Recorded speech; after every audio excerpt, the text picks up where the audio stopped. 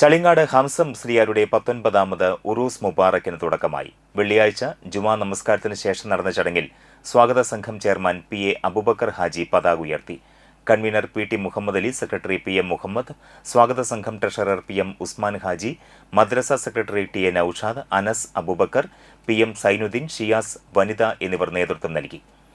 തുടർന്ന് നടന്ന മഖാം സിയാറത്തിന് മഹല്ല് ഖത്തീബ് അബൂബക്കർ സൈദി കക്കടിപ്പുറം, ഉസ്മാൻ സഖാഫി കാരക്കാട്, അഹമ്മദ് അബ്ദുറഹ്മാൻ അഹസനി എന്നിവർ നേതൃത്വം നൽകി.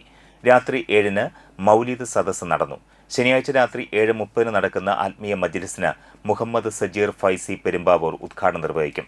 സലാഹുദ്ദീൻ ഫൈസി വെന്നിയൂർ മുഖ്യപ്രഭാഷണം നടത്തും. സയ്യിദ് സൈഫുദ്ദീൻ തങ്ങൾ അൽ ബുഖാരി മൂവാറ്റുപുഴ ആത്മീയ മജ്ലിസിന് നേതൃത്വം നൽകും. ഞായറാഴ്ച രാവിലെ 9 മണിക്ക് മൗലീദ് പാരായണം, രാവിലെ 10:30 മുതൽ 12:30 വരെ ഭക്ഷണ വിതരണം എന്നിവ ഉണ്ടായിരിക്കും.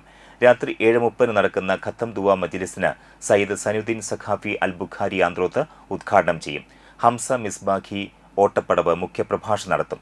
ഷൈഖുന അബ്ദു ഉസ്താദ് താനാളൂർ ഖത്തം ദുആ മജ്ലിസിന് നേതൃത്വം നൽകും. ബായാർ തങ്ങൾ ദുആ സമ്മേളനത്തിന് നേതൃത്വം നൽകും.